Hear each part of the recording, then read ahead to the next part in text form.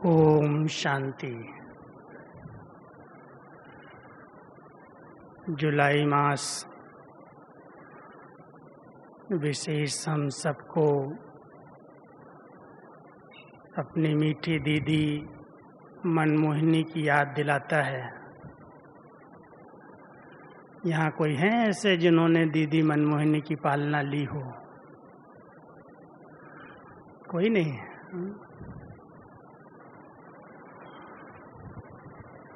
क्योंकि दीदी 1983 जुलाई में अव्यक्त हुई और मुझे दीदी के साथ पार्ट बजाने का सौभाग्य 11 वर्ष मिला। 72 से बहुत समीपता से दीदी को देखा, उनकी पालना ली और उनकी बहुत सारी मीठी मीठी शिक्षाएं सुनी। वो भाषण नहीं करती थी लेकिन भाषणा देती थी, बहुत प्यार से इशारे देती थी। तो मैं विषय को स्पष्ट करने के साथ दीदी की 3 बातें आपको सुना देता हूँ। अगर कोई अपने आप को सचमुच सुधारना चाहता है, अपनी कमी और कमजोरियों को निकालना चाहता है, तो उसके लिए दीदी का एक मंत्र याद करना। दीदी कहती थी, क्लासेस सुनने से, मुरलियाँ सुनने से सुधार नहीं आएगा। कैसे आएगा? कहती थी, अपने आप के टीचर खुद बनो, अपने आप को पढ़ाओ, एकांत में चले जाओ, अपने आप से बातें करो। जो अपने आप को पढ़ाना जानते हैं वो अपने आप को सुधार सकते हैं। अगर यही 2-3 प्रश्न अपने आप से हम पूछें कि बाबा आपने मुझे क्यों चुना है, मैं आपका किस लिए बना हूँ और मुझे क्या करना चाहिए, तो मैं समझता हूँ जो भी छोटे मोटे संस्कारों की बातें आती हैं उन सब को हम सहज क्रॉस कर सकते हैं। तो पहली शिक्षा उन्होंने यही दी हमें कि आप अपने आप को खुद पढ़ाओ, अपने आप को देखो। मैं जो हूँ, जैसा हूँ, अपने स्वरूप में स्थित रहने का अभ्यास करो, तो सहज अपना सुधार कर सकते हो। दूसरी बात, एक दिन मैं ऐसे ही सामने गया तो बहुत प्यार से अपने बाजू में बिठा के कहती है, तुम ब्रह्मा कुमार हो ना? तो मैंने कहा हाँ दीदी, ब्रह्मा कुमार तो हैं। हमने कहा शायद कोई बात आज ब्रह्मा कुमारों की शिक्षा के संबंध में मुझे कहनी होगी, इसलिए दीदी बहुत प्यार से पूछती है, तुम ब्रह्मा कुमार हो ना? हमने कहा हाँ दीदी, ब्रह्मा कुमार हैं। फिर कहती है कि ब्रह्मा कुमार तो आजकल दुनिया में बहुत हैं। सफ़ेद ड्रेस पहन ली, बैज लगा दिया, मैं ब्रह्मा कुमार बन गया। इसको ब्रह्मा कुमार नहीं कहते। सच्चे ब्रह्मा कुमार वो हैं जो तपस्वी कुमार हैं। तो तुम सिर्फ ब्रह्मा कुमार नहीं बनना, लेकिन तपस्वी कुमार बनना। तो तपस्या क्या है? कहा जो तपस्वी कुमार है ना, उनकी एक एक कर्म इंद्री बहुत शीतल, स्वच्छ, शांत हो जाएगी। वो देह भान को गलाएंगे, तप से, तपस्या से देह अभिमान को गला देंगे। तो दीदी ने मुझे कहा कि आज से ब्रह्मा कुमार के साथ साथ तपस्वी कुमार बन करके रहना, एक एक इंद्रिय को तपा देना। फिर तीसरी शिक्षा दी नए नए हम आए थे, कहती है संग की संभाल रखना। तो मुझे भी संकल्प चले, संग तो बाहर का खराब होता है, यहाँ क्या है, यहाँ हमें कौन से संग की संभाल करनी है। कहती है यहाँ भी कई ऐसे हैं जिनका अपनी स्व उन्नति पर ध्यान नहीं है, जो स्वचिंतन नहीं करते, सवेरे अमृत वेले योग नहीं करते हैं, मुरली क्लास नहीं करते हैं, सारा दिन सेवाएं की, भोजन किया, नींद किया। ये कोई ब्राह्मण लाइफ नहीं है, समर्पित लाइफ नहीं है। इसलिए पर चिंतन पर दर्शन करने वाले बाबा के यज्ञ में, बड़ों के किसी भी बात में क्वेश्चन उठाने वाले, अगर कोई ऐसे हैं जो सारा दिन झरमुई जगमुई करते हैं, पर चिंतन पर दर्शन करते हैं, तो इस संग से अपनी संभाल करना, क्योंकि संग तारे को संग डुबोए। अगर अच्छा संग करोगे, अच्छों का संग करोगे तो पार हो जाओगे, और अगर कोई ऐसे कमजोर का संग कर लिया तो डुबो देगा। ध्यान देना, ये दीदी की बहुत मीठी शिक्षाएं उस समय हम सबको मिली थी, और उसके आधार से ही आज पूरा टेंशन रहता है कि मैं बाबा का बच्चा ऐसा तपस्वी मूर्त बन करके रहूं। अब तपस्या के लिए आत्मबोध की जरूरत है, आवश्यक आत्मबोध। बहुत अच्छा टॉपिक है, क्योंकि बिना आत्मा के ज्ञान के, आत्मा की समझ के, आत्मिक स्थिति में स्थित होने के तपस्या नहीं की जा सकती। संगम युग पर जिस रीति से हम सभी ने तपस्या की है, भक्ति मार्ग के अंदर उसकी यादगारें बहुत अच्छी तरह से चलती आई हैं। भक्ति मार्ग में द्वापर युग से जिन तपस्वियों ने तपस्या की, उनकी भी वही विधियां रहीं। उन्होंने स्थूल रूप दे दिया, और संगम पर हम सब ने बहुत सूक्ष्म रीति से तपस्या के लिए अपना आसन चुना, स्थान चुना, स्थिति बनाई और तपस्या की। हम सबको तपस्या के लिए बहुत अच्छी गुफा मिली है।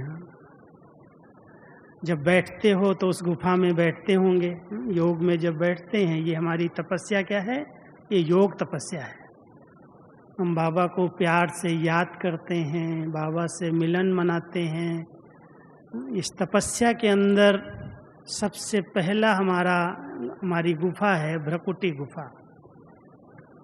जब इस भ्रकुटी गुफा में हम बैठते हैं बिल्कुल शांत एकांत में, तो इस गुफा में बैठते ही बाबा के साथ संबंध जुट जाता है, बुद्धि का भटकना बंद हो जाता है, मन बुद्धि एकाग्र हो जाती है। तो सबके पास ये गुफा तो है, जंगल में इधर उधर गुफाएं ढूंढने की जरूरत नहीं। जब भी योग अभ्यास में बैठो, अपने इस गुफा में चले जाओ। मैं आत्मा इस भ्रकुटी आसन पर इस गुफा के अंदर विराजमान हूँ। फिर कर्म में आओ, कर्मयोगी जीवन के अंदर अंतर्मुक्ता की गुफा है। गुफा है ना अंतर्मुक्ता की, अंदर ही अंदर बाबा से बातें कर रहे हैं, रूह रियान कर रहे हैं। इस अंदर की गुफा में रह करके कर्मयोगी बन जाओ। फिर किसी से बातचीत करते हैं, संबंध संपर्क में आते हैं, तो रूहानियत की गुफा है। आत्मा को देखना, आत्मा के गुणों पर नज़र रखना, उनकी विशेषताओं को देखना। तो सवेरे से रात तक हमें बाबा ने बहुत अच्छी 3 गुफाएं दे दी। भ्रकुटी गुफा है, फिर कर्म में अंतर्मुक्ता की गुफा है, संबंध संपर्क में रूहानियत की गुफा है।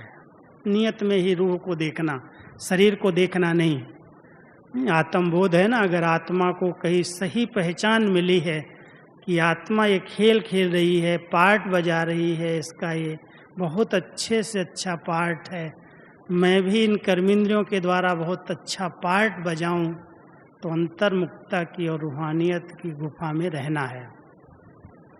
अब उसके लिए आसनी भी होती हैं।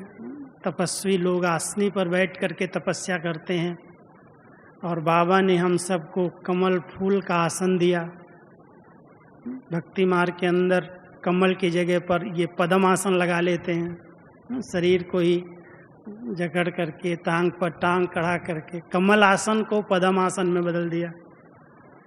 बाबा ने हम सबको कमल आसन पर बिठा करके तपस्या कराई है। क्या है कमल आसन? सबके साथ रहो, संबंध संपर्क में रहो, परिवार के बीच में रहो, घर गृहस्थ में रहो, लेकिन कोई भी बुराई का कीचड़ पानी आपके ऊपर ना आ जाए। कमल समान न्यारे और प्यारे रहो। कमल पर वैसा बैठा जा सकता है क्या? फूल पर तो कोई बैठ नहीं सकता। वो भी निशानी है बहुत हल्केपन की। अगर कोई तपस्वी मूर्त बनना चाहता है, तपस्या यथार्थ करना चाहता है, तो उसे बहुत हल्का बनना पड़ेगा। कोई भी बोझ अगर है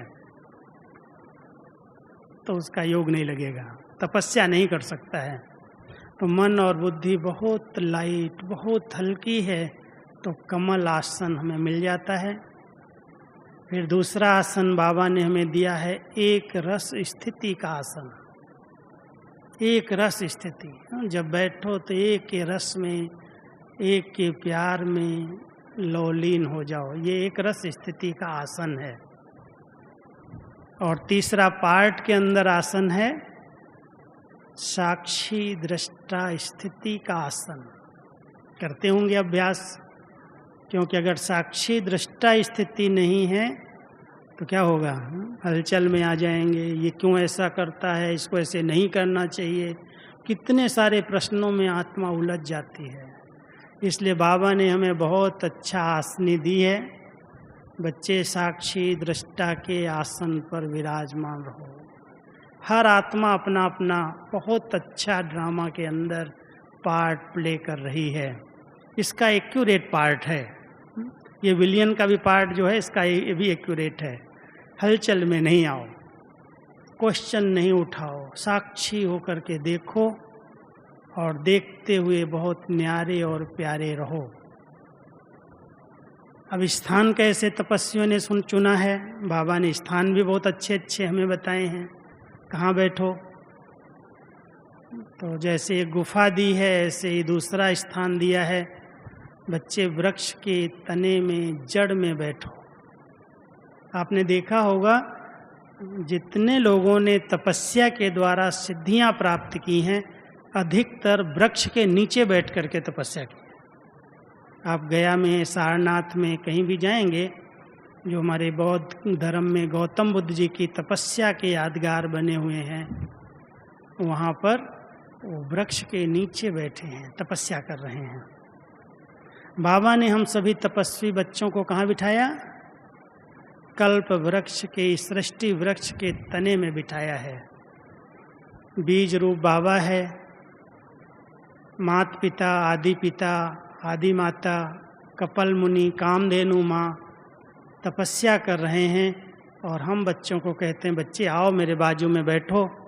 पूरे सृष्टि चक्र को, इस सृष्टि झाड़ को देखो और बहुत अच्छी इसको सकाश दो, इसको दृष्टि दो।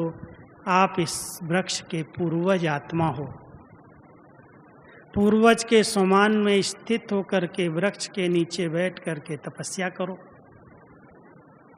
फिर तपस्वी लोग कभी कभी एकदम जंगल में, पहाड़ों पर चले जाते हैं, ऊंचाई पर चले जाते हैं। कई तपस्वियों ने हिमालय में तपस्या की, बहुत अच्छी अच्छी सिद्धियां वहाँ से लेकर के आए।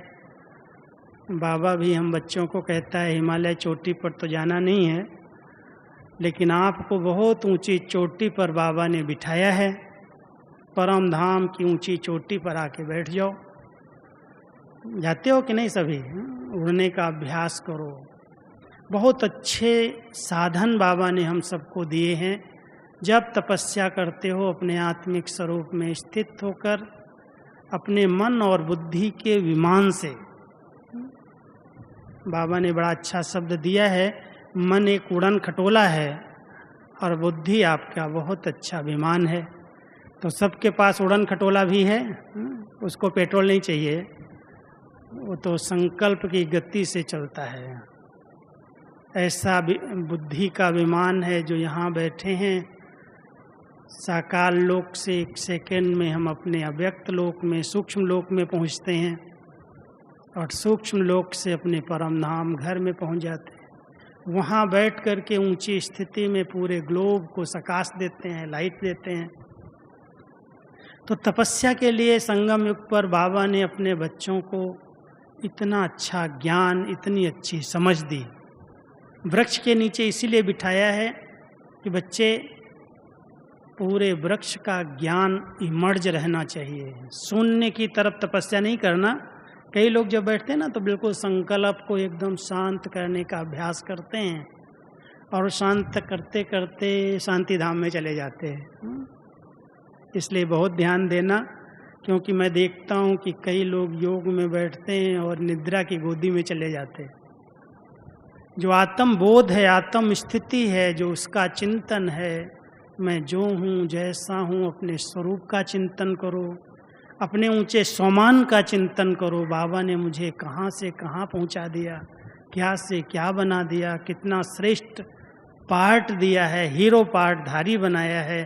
पूरे कल्प के अंदर हम सबका कितना महान श्रेष्ठ श्रेष्ठ भाग्य है जो भगवान ने हमें इस विश्व कल्याण की सेवा के लिए निमित्त बनाया है। बहुत ऊंचे स्वमान में स्थित होंगे, क्योंकि योग के लिए 3 चीज़ें और चाहिए। एक बहुत आंतरिक खुशी चाहिए, नशा चाहिए। अगर खुशी और नशा नहीं है तो कभी भी आप योग के, तपस्या के अच्छे आनंद का अनुभव नहीं कर सकते। बहुत खुशी के संकल्प इमर्ज होने चाहिए। कौन मिला है, किससे बातें कर रहा हूँ, किसने हमें ऐसी जीवन दी है, कौन मुझे गाइड कर रहा है, कौन मुझे पढ़ा रहा है। बहुत खुशी और नशे के संकल्प करो और बहुत हल्के बन जाओ। सब जवाबदारियाँ संगम युग पर बाबा कहता है, बच्चे मैं तुम्हारा ओबीडियंट सर्वेंट बन करके आया हूँ, तो मुझे अपनी सब जवाबदारियाँ, अपनी सब चिंताएं अर्पित करो। अगर चिंताओं को अर्पित नहीं किया है, बाबा को दिया नहीं और बोझ लेकर के चल रहे हैं, योग नहीं लगेगा।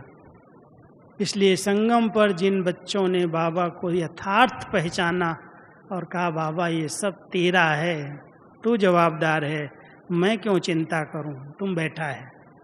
बाबा कहता, मैं बैठा हूं, तुम चिंता मत कर।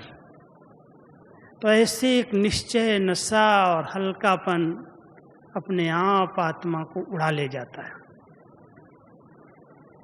तीसरी चाहिए लगन, बहुत प्यार बाबा के प्रति, इतना अटूट प्यार जिसको कहते हैं लगन लगी तो विघन नहीं रहते। जहाँ लगन है वहाँ विघन ठहरते नहीं हैं। तो लगन की अग्नि को प्रज्वलित करो। लगन कैसे अंदर से इमर्ज हो जाएगी। बाबा आपने मुझे इतनी सारी प्राप्तियां कराई हैं, अखुट भंडार दिया है। चिंतन करो। कभी कभी मैं कभी कभी बैठता हूँ, कहता हूँ वाह वाह क्या पढ़ाया है। सारी दुनिया का ज्ञान, इतिहास, भूगोल सब कुछ पढ़ा दिया। मुझे दुनिया का कोई ज्ञान नहीं, मैंने कोई लौकिक किताबें नहीं पढ़ी, और बाबा आपने मुझे पढ़ा करके त्रिकालदर्शी, त्रिलोकीनाथ, नॉलेज फुल बना दिया, ज्ञान का भंडार दे दिया। ज्ञान सागर ने जो प्राप्तियां कराई हैं, ज्ञान का चिंतन करो। इतने दिव्य गुणों से बाबा ने हमें सजाया है, श्रृंगारा है। कितने दिव्य गुण जीवन में आ गए, कितनी हर्षित मुक्ता है, पवित्रता है, स्वच्छता है, निर्माणता है, निर्मलता है, निरहंकारिता है। एक गुणों की माला बाबा ने हम सबको पहना दी, गुण मूर्त बना दिया, गुणवान बना दिया। तो जब हम इन प्राप्तियों को याद करते हैं कि बाबा आपने ज्ञान का अविनाशी खजाना दिया, गुणों का अविनाशी खजाना दिया, शक्तियों का अविनाशी खजाना दिया, और संगम पर कलयुग के अंदर अपने बच्चों का इतना ऊंचा चरित्र बना दिया। जब सबका चरित्र दुनिया में गिरा हुआ है, बाबा के बच्चे चरित्रवान हैं। उनकी दृष्टि पवित्र शुद्ध है, उनकी भाषा बड़ी मधुर है, नम्रचित्त है, उनकी वृत्तियां बड़ी अनासक्त हैं। चरित्रवान किसको कहते हैं? चरित्रहीन किसको कहते हैं? तो भेंट मिल जाएगी आपको। जो दुनिया के अंदर कामी पुरुष हैं कहते हैं बड़ा चरित्र इसका गिरा हुआ है। जो क्रोधी हैं उनके लिए कहते हैं इसका चरित्र ठीक नहीं, छोटी छोटी बात में चिड़चिड़ा हो जाता है, गुस्सा करता है, अपशब्द बोलता है, हिंसा पर उतर आता है, इसका चरित्र ठीक नहीं है। और जो लोभ वृत्ति के कारण पेट के लिए नहीं लेकिन पेटियां भर रहा है, लोभ वृत्ति वाले को भी कहते हैं इसका भी चरित्र ठीक नहीं है। भ्रष्टाचार किसको कहते हैं? भ्रष्टाचार, ये भ्रष्ट आचरण है इसका, कमाई का साधन इसका गलत है। तो बाबा ने अपने बच्चों को चरित्रवान बनाया है संगम पर। इतनी प्राप्तियां कराई हैं, आप अगर इन प्राप्तियों को याद करो एकदम प्यार के आंसू आ जाएंगे, नैन गीले हो जाएंगे, बाबा के प्यार में खो जाएंगे, अपने आप लगन बढ़ जाएगी। तो हम सब लगन को बढ़ा करके, विघ्नों को हटा करके तपस्वी मूर्त बन जाते हैं। और जितना हम अपने आत्मिक स्वरूप में, आत्मिक स्थिति में स्थित रहते हैं, तपस्या क्या है? तपस्या का आधार क्या है? त्याग। समय की सीमा है, मैं थोड़े शब्दों में बताता हूँ। तपस्या का आधार है त्याग, और त्याग है ही देह भान का त्याग। देह भान को गलाना है। हम सब इतना पक्की तपस्या करें आत्मिक स्थिति की, भ्रकुटी के बीच में बैठ करके देह भान गल जाए। कहते पहाड़ों पर पांडव गल गए।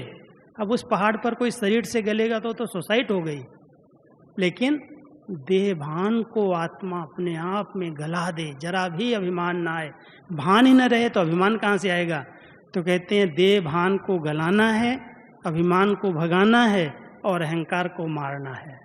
कहते हैं अहंकार को मारो। तो हम सब जितना जितना आत्म अभिमानी स्थिति में स्थित रह करके भ्रकुटी आसन पर बैठ करके बाबा को याद करते हैं, तो देह भान से मुक्त हो जाते हैं, अभिमान अपने आप समाप्त हो जाता है। अभिमान क्या है? मैं जो आज बाबा ने कहा, कितने हंगामे, कितने झगड़े क्या कर लेते हैं लोग अहम के कारण।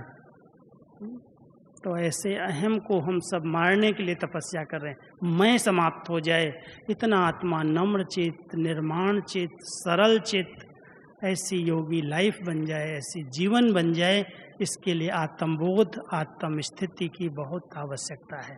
इस पर हम बहुत ध्यान दें। हमारी तपस्या है ही आत्म अभिमानी बनने की।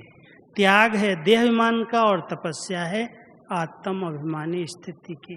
तो सब आत्म अभिमानी स्थिति में स्थित होकर लगन की अग्नि को प्रज्वलित करो, दृढ़ता का संकल्प लो, एकांत वास करो, ये तपस्वी जीवन बन जाएगी बस। तो हम सब बाबा के बच्चे ऐसे तपस्वी मूर्त बन करके विश्व कल्याण की सेवा के निमित्त बने। ओम शांति।